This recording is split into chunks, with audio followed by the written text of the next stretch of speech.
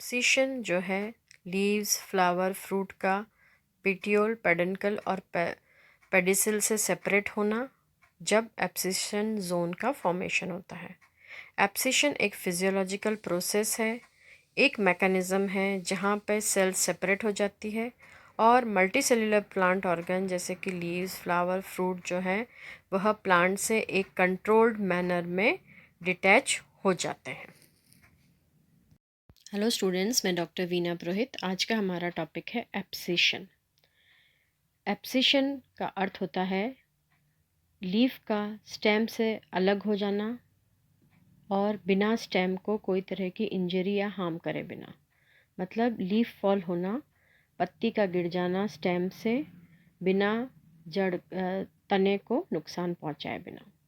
यह एक नेचुरल और स्पेशल फिनोमिनन है जो कि वुडी डाइकोटिलेडन की लीव्स में पाया जाता है, जिम्नोस्पर्म्स की लीव्स में भी पाया जाता है, लेकिन हर्बेशियस एंजियोस्पर्म्स के अंदर एब्सिशन या लीफ फॉल जो होता है वह बहुत कम दिखाई देता है। एब्सिशन जो है एक वाइटल फिनोमिनन है जिसके अंदर स्ट्रक्चरल और बायोकेमिकल चेंजेस दोनों आते हैं, और ये जो चेंजेस हैं ये सेल्स में आते हैं जो कि पीटियोल की बेस में प्रेजेंट रहते हैं। यह जो है सपोर्ट करता है इस फैक्ट को कि एब्सिशन जो है केवल लिविंग ब्रांचेस में होता है। जो डेड ब्रांचेस हैं उसके अंदर लीव्स शेड नहीं होती, वे खाली सूख जाती है, ड्राई अप हो जाती है, सड़ जाती है, डिके हो जाती है और थोड़े टाइम बाद वे स्टेम से या तने से नीचे गिर जाती हैं। डेसिडियस स्पीशीज़ में जो लीफ फॉल होता है वह सीजनल फेनोमेनन होता है, जबकि एवरग्रीन स्पीशीज़ में लीफ फॉल या लीफ का एब्सिशन जो है वह जब मैच्योर हो जाता है, तब लीफ मैच्योर हो जाती है तब होता है। और ये एवरग्रीन स्पीशीज़ जो है कोई भी सीज़न में अपनी लीव्स को शेड कर सकते हैं। डेसिडियस प्लांट्स में ऐसा डिफोलिएशन या लीफ का गिरना जो है यह विंटर शुरू होने के टाइम होता है, हार्डी और वेरी अनफेवरेबल सीज़न के अंदर। लीफ फॉल होने से पहले लीफ के अंदर कुछ बायोकेमिकल चेंजेस होते हैं। ये तो टिश्यूज़ जो प्रेजेंट होती है पैरेन्काइमोटस टिश्यू, उनके अंदर से या तो क्लोरोफिल का डिसइंटीग्रेशन हो जाता है या कैरोटिनॉइड पिगमेंट्स का पॉन्डरेशन हो जाता है।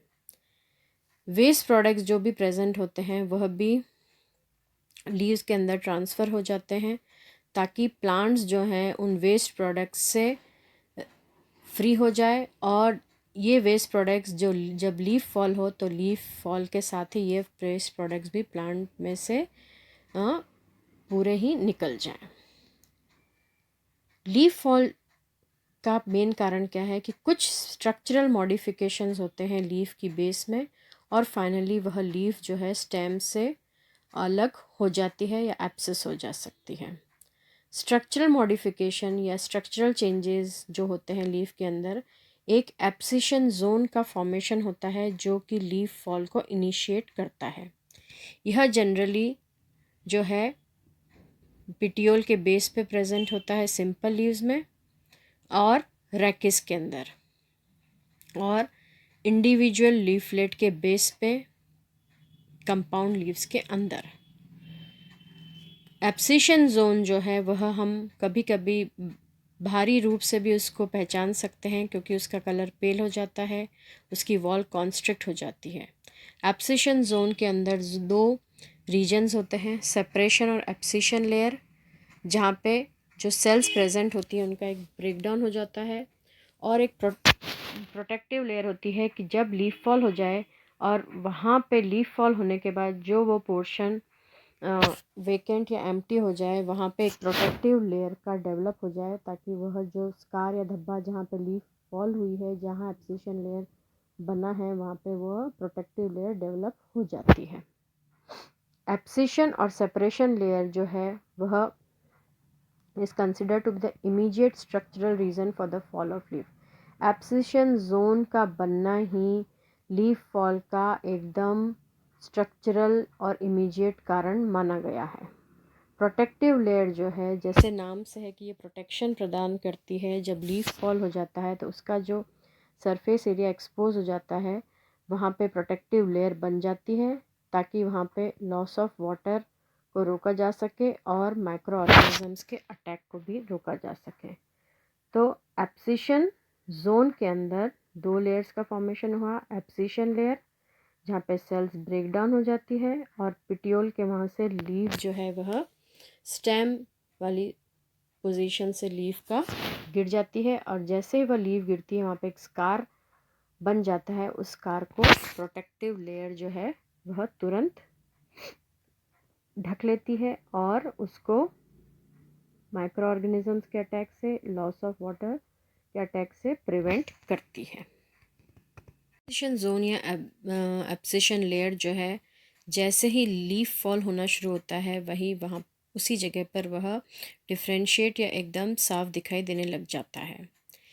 यह जो है एब्सिशन जोन या जो है वह पैरेन्काइमेटस सेल्स का लेयर्स का बना हुआ होता है जिसके अंदर डेंस साइटोप्लाज्म और स्टार्च ग्रेन्स प्रेजेंट होते हैं। इन सेल्स के जो वेसल्स हैं वह गम और टाइलोस के द्वारा क्लॉग या बंद कर दिए जाते हैं। पेरिसाइकल फाइबर्स जो रहते हैं इस रीजन में उनके अंदर लिग्निफिकेशन नहीं होता और वेस्कुलर एलिमेंट्स के अंदर जो है खूब अमाउंट में पेरेन्काइमा प्रेजेंट होता है। कंडक्शन ऑफ वाटर को मेंटेन किया जा सकता है जाइलम एलिमेंट्स के कारण ताकि लीफ की टर्जिडिटी जो रहे वह मेंटेन रहे जब तक कि वह फॉल नहीं हो जाए। तो जाइलम एलिमेंट्स जो रहते हैं लीफ को टर्जिडिटी प्रदान करते रहते हैं जब तक कि वो फॉल नहीं होते। और एब्सिशन जोन जो है जो पैरेन्काइमेटस सेल्स की लेयर का बना हुआ होता है।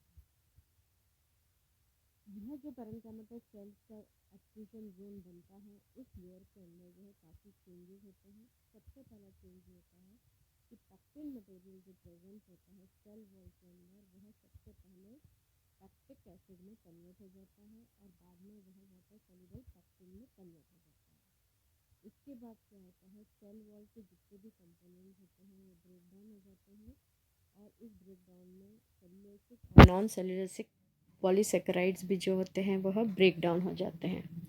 यह जो ब्रेक डाउन या डिसॉल्यूशन है ये 3 प्रकार का होता है।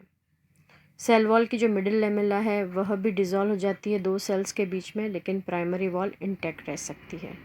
दूसरा प्रकार ये है कि मिडिल लेमेला और प्राइमरी वॉल एडजेसेंट सेल दोनों की डिज़ोल्व हो जाती हैं और जितनी भी सेल्स हैं जो कि एब्सिशन लेयर में प्रेजेंट होती हैं वो सारी ही डिज़ोल्व हो जाती है और वह लीफ फॉल का कारक बनती है। यह सेल वॉल के ब्रेक डाउन होने से एब्सिशन लेयर की जितनी भी सेल्स हैं वो कोलैप्स हो जाती है और after the formation of separation layer which takes place from the periphery to centre leaf remain attached the stem only by vascular elements. जब ये होता है तो उस टाइम के अंदर जैसे ही ये सेल वॉल कोलैप्स हो जाती है और सेपरेशन लेयर बनती है और ये सेपरेशन लेयर जो है ये पेरिफेरी से सेंटर तक आती है और उस टाइम लीफ जो रहती है केवल वेस्कुलर एलिमेंट्स यानी कि जाइलम और फ्लोएम के द्वारा ही अटैच रहती है। बाकी सारी जो भी सेल्स होती हैं एब्सिशन लेयर में वो सब कोलैप्स हो जाती हैं। ये ब्रेक का जो मेन कारण है वह या तो हवा है और या तो लीफ का मैकेनिकल वेट है।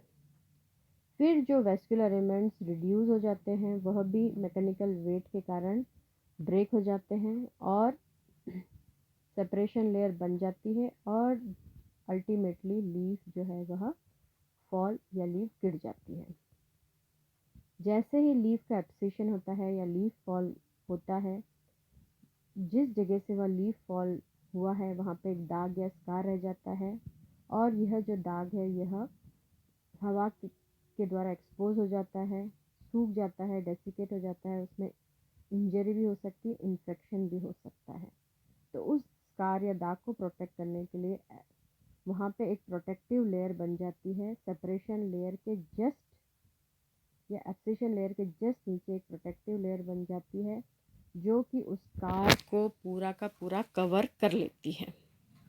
ये जो सेपरेशन लेयर है यह काफ़ी सारी सेल्स की बनी हुई होती है। यह जो सेल्स है या तो ये सुबेरिन के कारण बनती है, या जो ऑलरेडी एग्जिस्टिंग पैरेन्काइमेटस सेल्स हैं उसके अंदर लिग्निन का डिपोजिशन हो जाता है। और यहाँ सेकेंडरी प्रोटेक्टिव लेयर पेरिडम भी बना देती है। तो जो प्रोटेक्टिव लेयर जो है, जो सेपरेशन लेयर या एब्सिशन जोन के बाद बनती है, वह या तो सुबेरिन के कारण बनती है या लिग्निन, या सेकेंडरी ग्रोथ के बाद पेरिडर्म बनाता है और उस स्कार को या जहाँ लीफ फॉल हुआ है वहाँ पे उस एक्सपोज सरफेस को प्रोटेक्ट करता है। कुछ वर्कर्स का ये मानना है कि यह जो लिग्निन है यह एक वुंड गम है जो कि लिग्निन के समान ही रिएक्शन देता है।